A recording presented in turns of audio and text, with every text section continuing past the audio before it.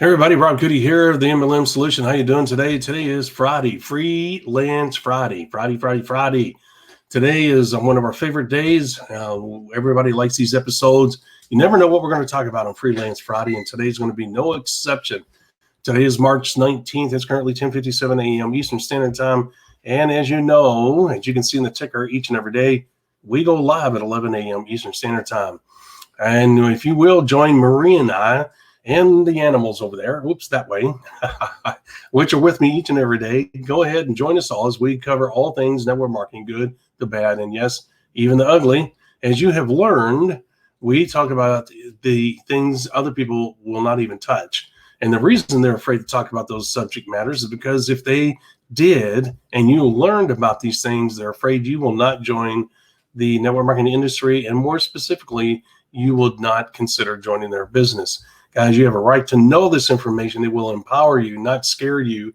It will help you to avoid the pitfalls of this industry, and that is why we do it. So with that being said, you can join Miss Marie and I each and every day, especially today at 11 a.m. Eastern Standard Time.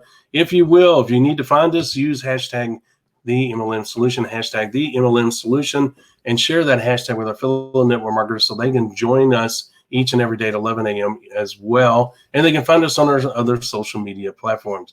And finally, visit our website. It's new and improved. Our website, themlmsolution.net. You can go there, a lot of great information, a lot of freebies.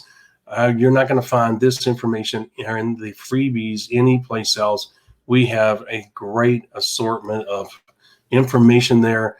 Everything you need to know and everything you need tool-wise to build this business correctly. All right, with that being said, I'm going to hop off of here and we'll get this thing rolling.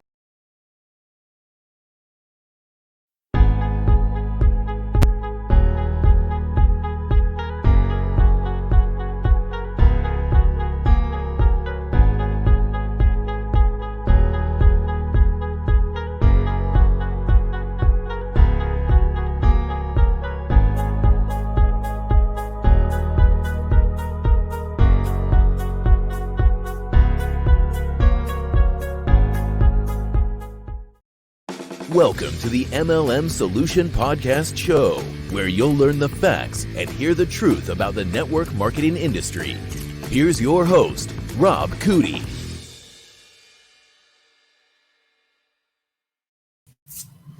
Hello, Miss Marie. Hello. Welcome, everybody. Today's Friday, March 19th, 11 a.m. Eastern Standard Time. As always, here we are on episode number 45, Miss Marie. You almost said 85. I did. That's really long. Oh my gosh, that's kind of scary to think. Woohoo!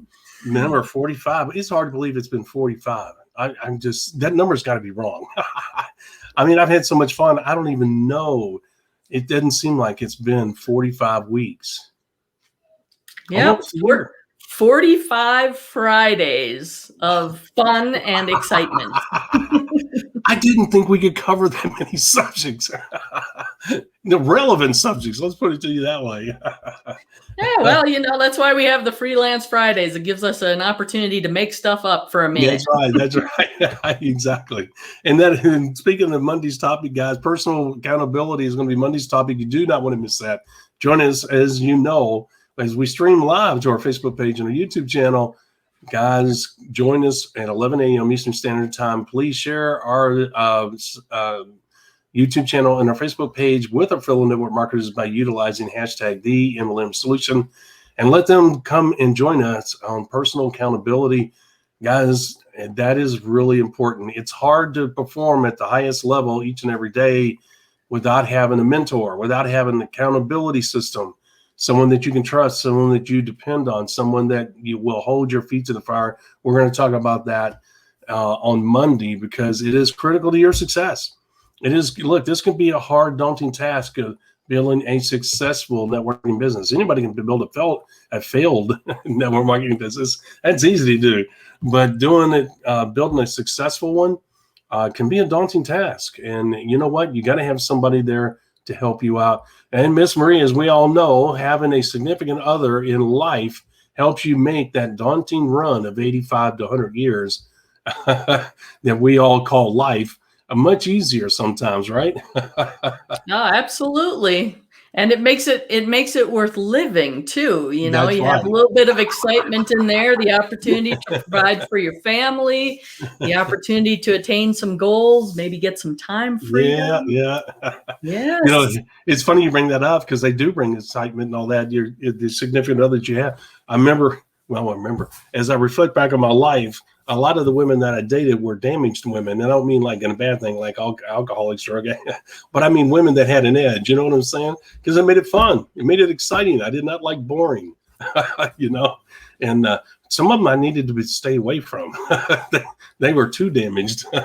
And I'm not pointing the finger to them because, look, I bring the same thing to the table. You hang out with me, you'll realize, oh, my gosh. I was going to say, I think we're all just a little bit special. Yes, exactly. Yes. Yeah, I do not want to point a finger at those women. They were fun women. I do not hang around with ding-dongs, and they were fun women, great women. They brought a lot to my life, and I mean that sincerely. I'm not backpedaling. And I don't give a crap about today's political environment when you're talking about somebody. You know what? They were fun. There were some in there that Miss Marie I needed to stay away from. They were not good for me. You know, we all date somebody like that where you're like, oh, and I don't mean they were evil. Okay. And I'm not backpedaling. You go, oh, you know what? This isn't going to work. You know, we all have those people. We have to go through that sometimes to find the person that we want to be with. Right. And that's what I'm saying. And I mean that sincerely.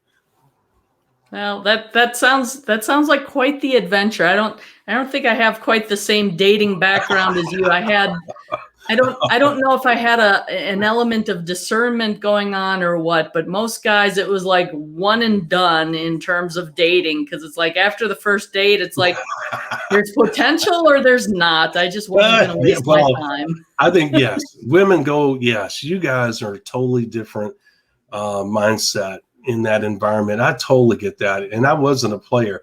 Ms. Marie did you know I have a weird way of looking at life and it fits me, but I just enjoyed life. I was always out traveling. I was always out at the pool. I love hanging out at the pool, you know, and I'd have my grandkids with me. As you know, I watched them all the time. I mean, every day. And the thing is that I just enjoyed life. Well, women wanted to hang around because of the things I did and the travels, you know, and all that. And they wanted to share those things. Just the way you're setting that up, it makes it sound like you had your grandkids with you the whole time you were dating. I did. I have pictures. I kid you not.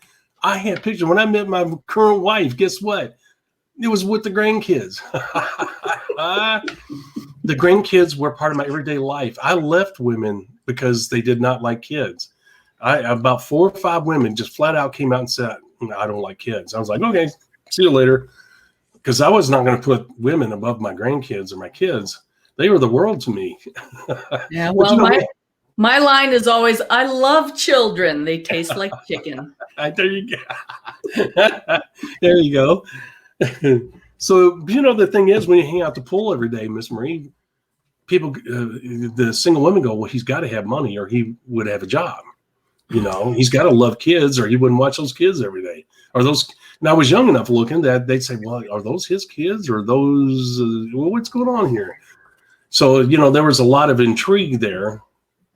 And unfortunately, a lot of time, you know, Miss Marie, now I did drive the cars, not the high-end car. I mean, I always had a Lexus, an Audi, blah, blah, blah, blah, Cadillac, blah, blah, blah, blah, right? If you drive too fancy a car, it draws the wrong people. You know, attracts the wrong people to your life. Male and female. I've had a couple of male friends that I had to separate us because the only reason they hung around is because I was paying for things. You know what I'm saying? And we stayed at good hotels and, oh, Rob, I'll pay you. When we, you know, and I know those, I'm not stupid, but as a friend, you try to give them the benefit of the doubt, right? Try to give them a little rope, right? And, oh man, yeah, Rob, I got the money, and they pay the first couple times, and all of a sudden, I don't have the money, you know, and it's like, okay, you know what? You're like a brother to me. They start playing those word games, and it's like, all right, this has got to stop, bam, you know, because the only reason they were hanging around was because of what we did and where we went and things like that. Well, I don't want to be taken advantage of. Yep.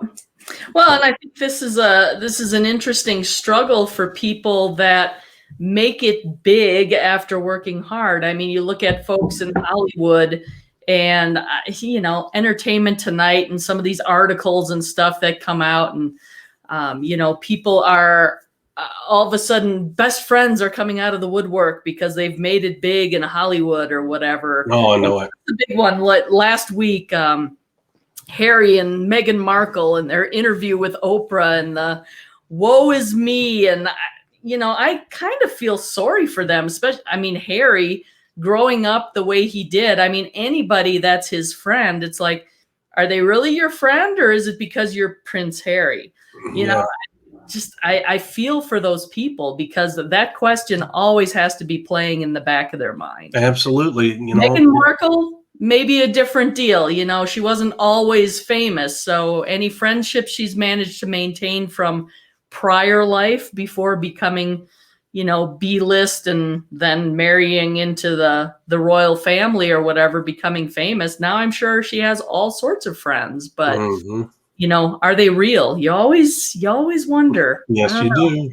I feel sorry for them. I do on a personal level. Yeah, but that whole Oprah Winfrey interview, it's like, what, you've got incredibly rich people being interviewed by somebody that's ridiculously rich, and woe is me. Did you know somebody set up a GoFundMe account for them, for Harry and Meghan, to pay off their mortgage because they felt sorry for them?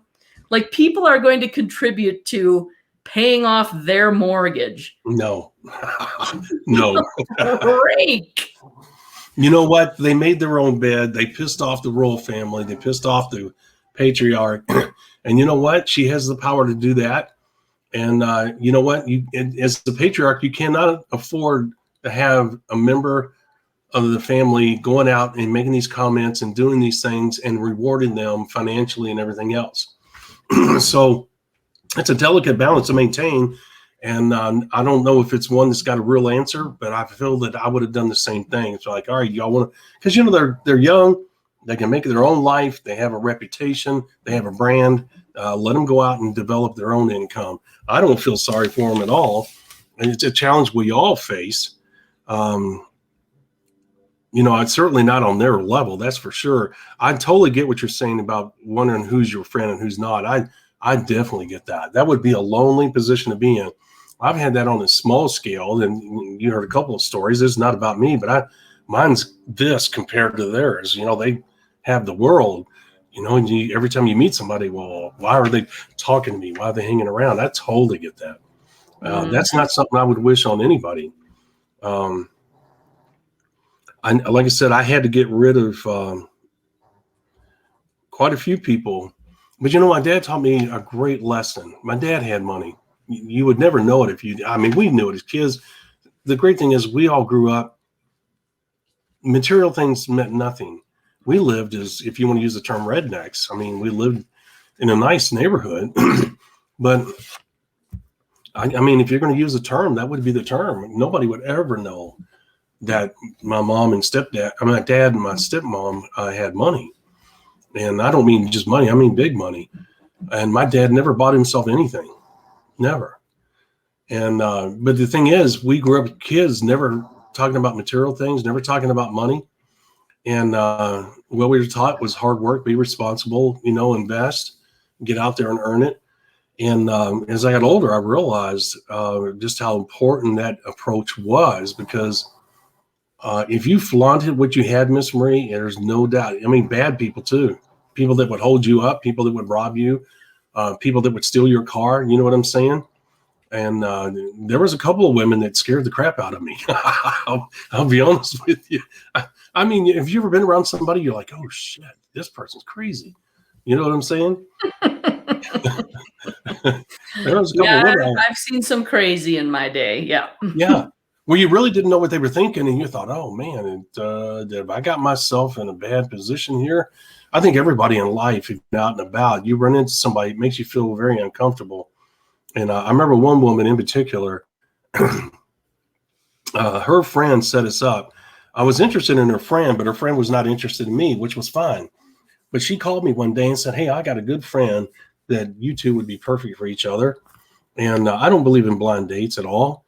But I've also realized life works in weird ways, and you just got to keep an open mind. And that's why I'll be more than happy. And then, of course, we went out to dinner and this and that. Well, she never shut up, much like I am right now. And she just talked to, I guess it was nervous energy or whatever. And so I had a good time. But she wasn't my type. You know what I'm saying? It was not, you either have a connection or you don't. And I don't want to waste a woman's time, and I don't want to take advantage of a woman. And so I was like, okay, thinking to myself, this is, we'll get through dinner. And I had a good time. I didn't treat her bad in any way. It was a nice evening. So when it came to a close and she rode with me and I was taking her back to her car, she wouldn't get out of the car. I was like, oh, shit, what am I going to do? I said, well, why would you not get out of the car? She said, because I know where you live and what you have. I was like, oh, shit, this is really bad. Okay. Because how do you forcibly remove somebody out of your car, Miss Marie? On the female persuasion, who could call the cops? Well, I think I would have turned the tables. I think I would have driven her to the police station and asked them to get her out of the car. I have done that with a woman. You know what? This other woman claims, well, I'll tell them you raped me. I was like, oh, man, So you know what? I pulled up in front of the police station and dropped her off. I said, well, there you go. That's, yeah. And, sometimes you don't know, Miss Marie, until that moment happens. And I got out of the car and I gently grabbed her hand and led her out of the car, walked her over to her car, kissed her hand, closed the door, and said, oh, thank God. Thank you, Lord. Thank you. And off I went. Never talked to her again. But the reason I tell you the story is not about the girl. It was about the fact that she had found out somehow, some way where I lived and the type of life I had. And she made it clear that's the type of life I want. I was like, oh, hell no. No, you're not riding my bike. Hell no. I worked hard for that stuff. I ain't giving it away. You know what I'm saying? Yep. Well, and that's something to think about because, you start dating a woman and eventually you think it's going to lead towards marriage. It's like, well, picture half of your stuff gone to that person, right? That's exactly. And you hate to think that way. But, there's men out there that'll do that too, Miss Marie. It's not just women. There's men out there that are the same freaking way. They don't want to work for it, but they'll certainly try and marry into it. And, but people are funny. And this is why I feel sorry for Prince Harry, because he may not admit it out loud, but it's gone through his head. He's questioned whether or not Meghan Markle is his wife because of who he is and what he has. You got it. There it is. And you can't tell me that Harry and William have not talked on the phone. William's like, what in the hell have you gotten yourself into? You know it? Because those two are tight. Well, at least they were. I mean, who knows? I mean, you can't believe half the stuff you read anyway. So no. But I mean, look, they're brothers. You and I know they've been tight for a long time. But you're right. Whether they are now, that's a different story. Because a spouse can go between family members. We all know that. Everybody has some degree, a little bit of that in their life, or seen somebody that has. So yeah, I agree with you. That's a tough situation all the way around. But I agree with you at night. Harry's like, oh my gosh. Oh my gosh. Well, when my first wife and I were going through our challenges, Miss Marie, when I laid down at night, I thought about, is she here because she wants to be, or is she here because she feels obligated?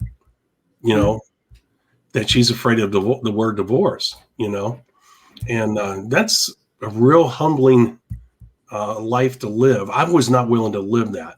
If I didn't know that my spouse wanted to be there, then there was no reason to be married, So I'm the one that filed for a divorce eventually.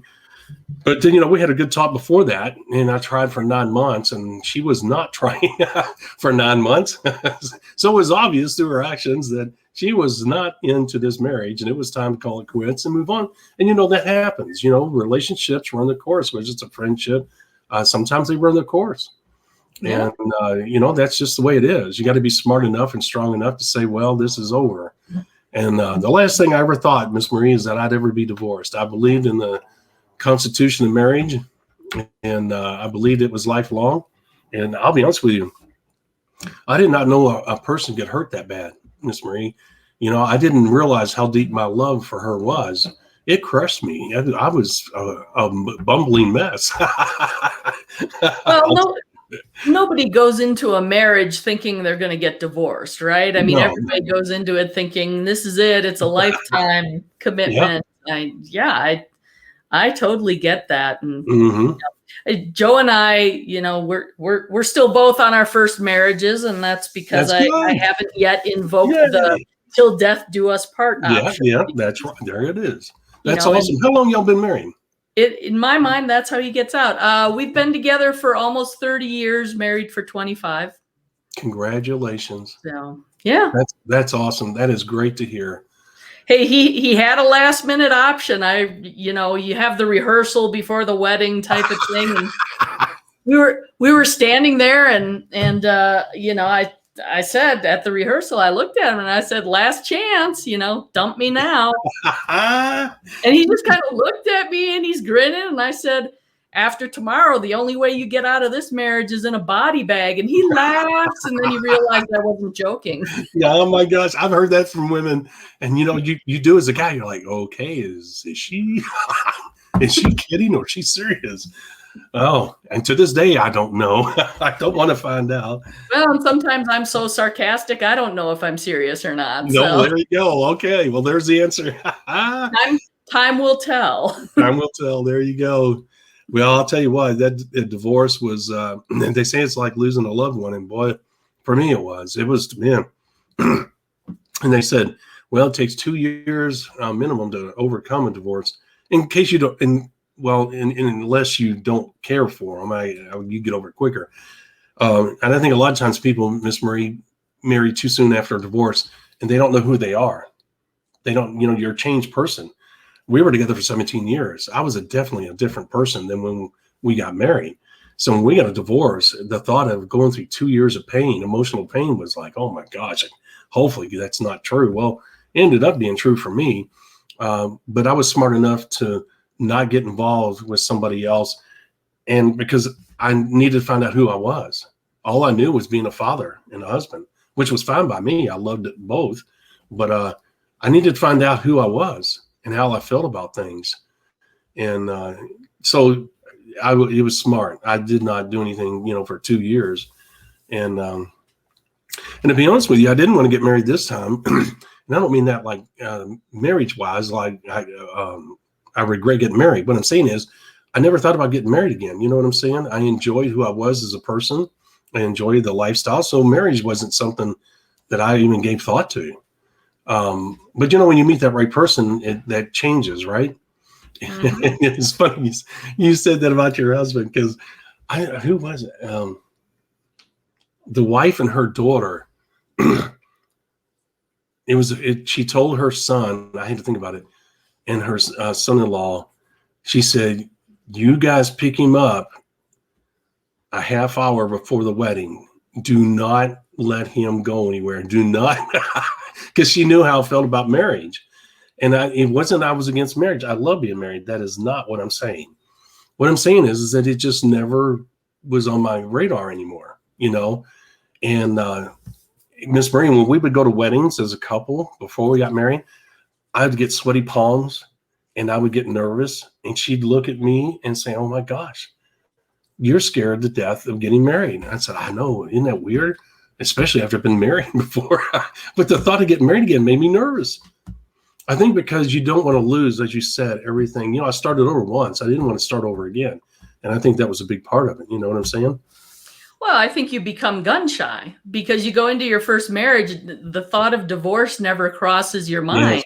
But second marriage, third, and any subsequent marriages, once you've been divorced, it's like that reality is still looming. Yeah. Because now as pure as your intentions may be, you go into the marriage not planning to get a divorce, but you did that last time and it ended in divorce. Yeah. So yes. That possibility is now a reality. And how could you not think about it? So yeah, well, I hope that I really wish it wasn't a part of life, to be honest with you. because it's such a painful thing. I can't imagine people that are married 3 and 4 times. I mean, it just blows me away, Miss Marie. How do you do that? I mean, I don't know. I think a lot of people, I mean, you made the comment about people get divorced and then they remarry again too quickly. I think there's a number of people, well, and especially in Utah, because culturally here, people get married very young and they don't date very long. So my whole thing is like, oh my goodness, you've got to date somebody for at least a year. You have to go through all the major calendar dates. You have to get exposed to the family. And it's like, granted, you're marrying that person, not their family, but you're going to be engaging with their family. Right, so right. The family's part of it. Know what you're getting into. That's right. That's right. I agree with that. Yeah, totally. And that takes at least a year. And I don't know how many people I've seen get married late teens, early 20s, dated for 3, 6, maybe 9 months, and they're married. And it's like, no. I mean, No. there are some of those people, they make it. They are the exception to the rule, though. Yeah, small percentage. Yeah, I mean, it's painful to hear that those stories, because I agree with your assessment completely. And man, I tell you, of course, I'm the one to speak. As you know, we had our first kid at 16 and got married at 17. Went to the military at 17, so that was a whirlwind. But we were together for 17 years, you know. So obviously we were in love. You don't stay together that long and have a family if you're not, you know, love carries you through that. You know that. Yeah. And being young, you can imagine how much we changed. I mean, you changed a lot between 17 and 21, much less up to in the 30s. So we obviously were in love, and I'm glad that, in hindsight, I'm glad, because I see people that didn't have kids until they were in their 30s, and they're going to be in their 50s when they're teenagers. And I don't know about you, I don't want to deal with those teenage years when I'm in my 50s. All I can say is good luck. It's one of those things. It's funny. We're turning into a dating podcast, but some of the young women and the girls in my life, I tell them, it's like, you know, have fun in high school. Don't get into these serious relationships, especially the girls, because I'm sorry, guys, you, in my mind, you're not anywhere near grown up until you're into your young 20s, you know, teenagers up to about, 23, 25. It's like, just don't spend your time, because my whole point is you're figuring out your life as an individual. You're going from high school into college, into a career. Figure out who you want to be, what you want to do. Some of those decisions and some of that experience is difficult enough when all you have to worry about is yourself. When you're bringing a whole nother person into the equation and you have to take into account that relationship and that whole thing too, it's just a whole nother level of complications. Why do you want that? No, you know what? I agree with you. I mean, I went out on dates in high school, but it's like, no, I'm not dating in high school. It's just, I'm sorry, I got other things going on. Yeah. We were able to do that. I don't need a guy messing up stuff. Yeah, we do that very well. No, I totally agree with what you're saying. Look, number one, I'm not a big guy fan, even though I'm a guy. I have very few guy friends. They get on my nerves, and I don't have much patience for them. And I've always gotten along with women better. And I can see guys for what they are. So I totally agree with you. If I was a woman, I don't know if I would ever get married or not, to be honest with you. I don't know if I'd want to put up with the guy. So there's my assessment of that.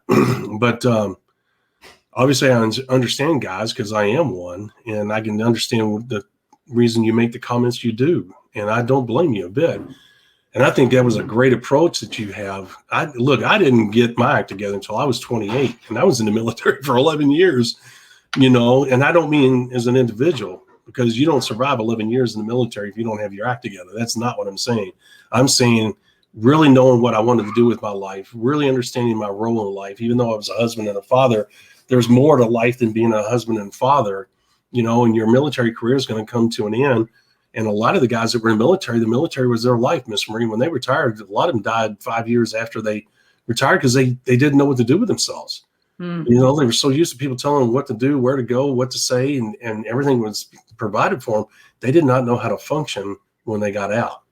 And a lot of them sat on the couch and pretty much drank themselves to death. There was many reasons, but it's a statistical fact that for the military anyway, I can't speak for other businesses, but a large percentage of the retirees died within 5 years after retiring. I was like, hell, piss on that. I'm not dying 5 years. I'm getting the hell out of here, and I'm going to remain active. And that's what I did. But I didn't make the military my number one thing. You know what I'm saying? I did other things, you know, real estate, network marketing. I prepared myself for life afterwards. Does that make sense?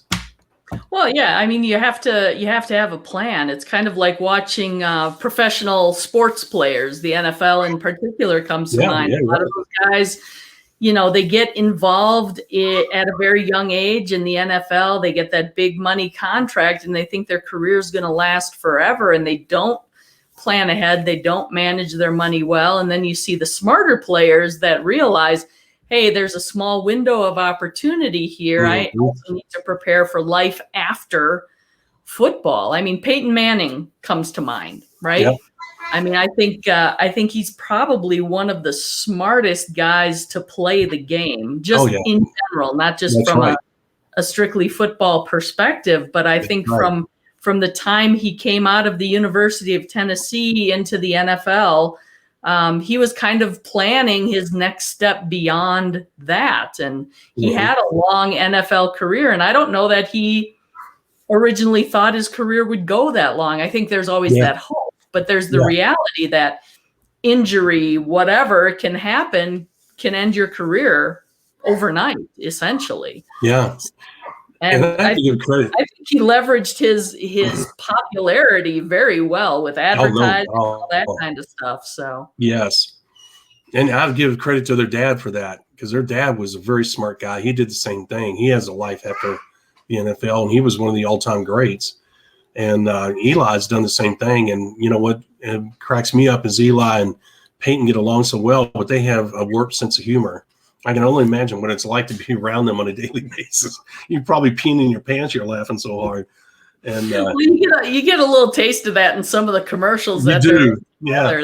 And they have that sarcastic smile about them too, both of them. You know, they'll say something and you're like, did he mean that or not? You know, I had a guy that worked for me, Miss Marie. I told him, I said, dude, you missed your call, and you would have been a legend as a comedian. You ever met somebody that tickled your funny bone and made you laugh so hard you cry? I mean, genuinely. You know, there's a lot of times I laugh, and I'm not saying it's a false laugh, but I mean, you laugh at the situation, or you laugh at, you know, the timing of the joke or whatever. This guy was funny. I don't care if you were in a bathroom, you would pee all over the toilet because you were laughing so hard. That dude was a mile a minute, and he was so good. And he was such he was a great orator, but the timing of his words, and he would use complex words in a simplistic way, and your mind would be warped over the fact that he was able to use these words in a comedic way that would make you just laugh your butt off. I mean, he worked for me. I had to tell him, I said, Nico, you got to stop, man. We got a job to do. You know, we can't be sitting here laughing our butts off. You know, the commander, because we work right down the hall from the commander. We work directly for the commander. And I told him, I said, dude, he's going to come down here wondering, what in the hell are you guys doing? You know, why are you guys laughing all the time? And man, he was so funny, Miss Marie. I don't even know how to explain it. I've met some funny people in my time, but this guy was the top. He was unbelievable. And there was a couple times the commander came down there and he would look at us. He'd stand at the door and he'd look and he would shake his head. We're all pretty tight. Me, Nico, and the commander. We did some really important work for him. So he knew where his bread was buttered, you know. But the point is that he there every once in a while he'd come down, he wouldn't say anything. And he would just shake his head. I guess he could hear what Nico was saying. I don't know. Because in the military, you really can't close the doors. I mean, they don't want you closing the doors. There's a counseling session going on, as you can imagine. But can you imagine that, Miss Marie? I mean, being around somebody that makes you laugh like that all the time? Hey, you got to enjoy your work. I mean, there's nothing wrong with that. You could take any subject, make it funny. I mean, if I was on my deathbed and he was to come visit me, I'd be laughing in my last breath. I mean, that's how funny he was. And, is that an individual thing? I mean, would you not find him as funny? You know what I'm saying? Yeah. Not everybody's universally funny to everyone else, right? Well, exactly. Everybody has a unique sense of humor, right? I'm sure there are comedians out there that people think are really funny, and other people look at them and go, meh. Yeah, well, that's me. Like Will Ferrell. I mean, I have a few moments where I think it's funny. I definitely admire his talent. Same thing with Adam Sandler.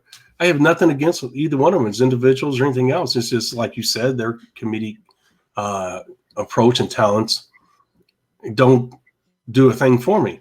But man, you get me to watch. What is that? What is that? With Nielsen. What, buddy? Naked Gun. Oh, Naked Gun. Oh my gosh! In Pink Panther with Peter Sellers, the wife just thinks I'm crazy, and so do my grandkids. They're like, "That is not funny." I'm rolling on the floor, literally almost peeing in my pants. It's so funny to me, especially Naked Gun. I mean, I'll watch that. I'll watch all three of them and just laugh my butt off. I love that slapstick, and I know it's not for everybody, but isn't that funny how Will Ferrell and them don't do it for me, but I can watch Naked Gun and laugh my butt off. And it also depends on your mood too, I think. So. It does.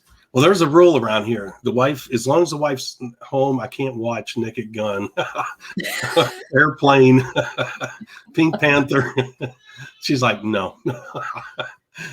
But she's not the only one. My there was a couple girls I dated. They were the same way. They're like, no, I ain't watching that. You probably wouldn't either, would you? No, I like slapstick. I mean, I still enjoy the Three Stooges when I catch them on television. Oh my gosh, I'm a big fan of the Stooges. Yes. Laurel and Hardy. Yeah. Costello. Mm-hmm.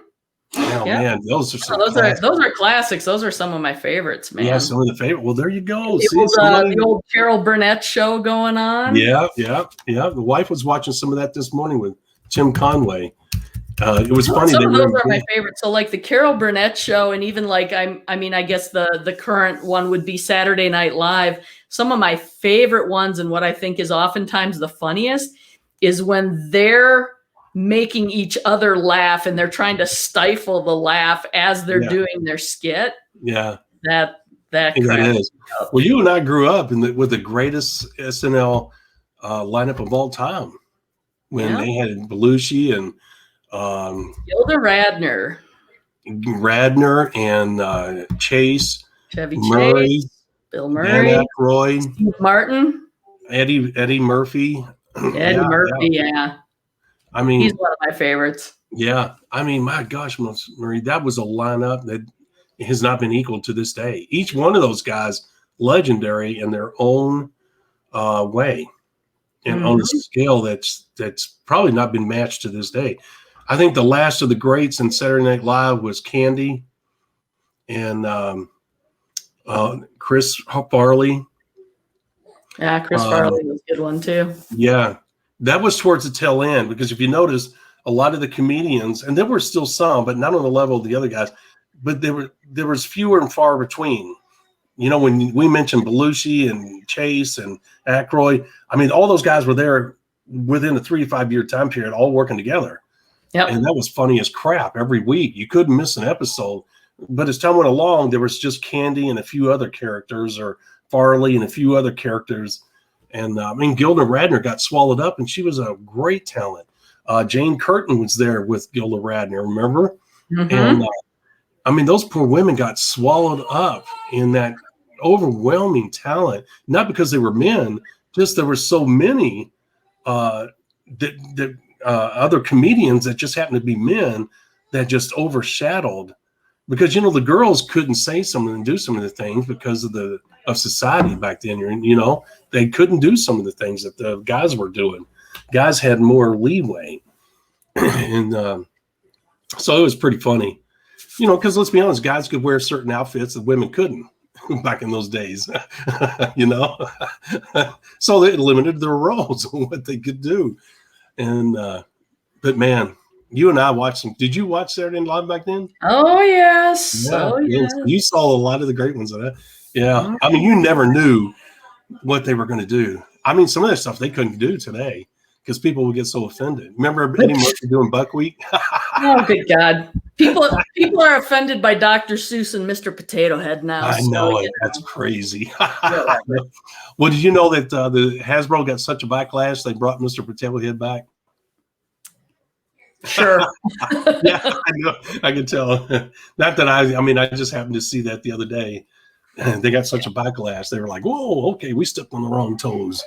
Well, yeah, it's great. It's great advertising for them, if nothing else, right? As long as you don't cave to the cancel culture. Yeah, you know what I got to say about cancel culture. Yeah, canceled. All right, cancel this. All right, so if you're having troubles with dating or life in general, listen to today's episode again. Or don't. Well, you know what? Every once in a while, you're going to have these kind of episodes because we do talk. We had a good week. We talked Monday through Thursday. We talked a lot of good content. Matter of fact, I got the list right here because Miss Marie mails it to me each and every week. Episode number 146, which was Monday, was Network Marketing by the Numbers, Part 1. Part 2 was on Tuesday. And on Wednesday, Monitoring the Back Office. Okay. And Thursday, yesterday, was Motivating Successful People in Your Business. So there's a lot of great content there. Miss Marie, on Monday, we're going to be talking about personal accountability, guys. Personal accountability, yep. I do not want to miss that episode. And you know what? As we talked about, guys, a lot of people think, Miss Marie, as we close, that the 90-day mini blast is a daunting part of the business. It's phase one. And physically, mentally, I could see where it could be a challenge. But really, the rubber meets the road because this business is all about leaders. You know that. And phase 2, finding and working with leaders, I think is the most challenging because you're dealing with such a diverse group of people. And sometimes the language can be a barrier. Sometimes the cultural background they came from could be a barrier. Even if they're all on the same page with you culturally and everything else, them as individuals can be a challenge. And working with those leaders, man, can be tough. And you know what, Miss Marie, you focus so hard on them because you realize, okay, this is what it's all about. I got to get this right. If my business is going to go to exponential growth, this phase 2 is where it's at. This is where rubber meets the road. You forget about your own personal accountability of continuing to do the right things yourself. And Monday, we're going to be talking about that. I'm excited for it. It's going to be a good show and going to have a good week next week. So looking forward to that. I agree with that 100%. So don't miss it, guys. Monday, 11 a.m. Eastern Standard Time, as always. And if you will, just to let you know, as we close out, there's our beta test registration page. You can go there, okay, and you can see the URL right there. Matter of fact, if you go to the website, you'll see highlighted in purple, coming soon, lead site. All you do is click on that link. It'll take you to the registration page.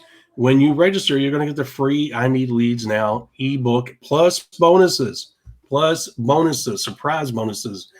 Guys, if you are looking for the future of a lead generation system that will constantly produce pre-qualified, high-quality leads 24/7 for just about any opportunity, you want to get on that list so that you have a chance of becoming a beta tester. So all you got to do is go to the website, click the purple link, or go to the URL you see on the screen right there. Also, if you want to know, you're going to have the ability to get the what not to do in network marketing, 146 paragraphs, 146 audio files, and many training videos. Miss Marie's this is her favorite product. And all you have to do, guys, is just go there. And guess what? You just go to our website. You'll see it on the front page, and you will be able to get this special right here. You do not want to miss that. It's a limited time, only 24 hours on that pricing. And finally, you want to watch a replay of today's episode or yesterday's episode, go to our replay page. All you got to do is look once again at the top of our website. You'll see where it says podcast replay. And this week, the free gift is MLM. It's a numbers game. You got to do, and when you guys request something free from us, you're not going to get a bunch of emails that are sales emails. We do not do that. I don't like it. Miss Marie doesn't like it. We're not going to do that to you. So there you go, Miss Marie. As we close out, anything you got to say before I hit the button? Have a great weekend, everyone. We'll see you Monday, 11 a.m. Eastern. That says it all right there. He's like, get the crap out of here. Talk to y'all later. Have a great weekend. See you Monday. Thank you for listening to the MLM Solution Podcast. For more info, visit our website, themlmsolution.net. Please follow us on the following platforms: Facebook, YouTube, etc. And share this podcast with our fellow network marketers around the world by hitting the share button on our various platforms.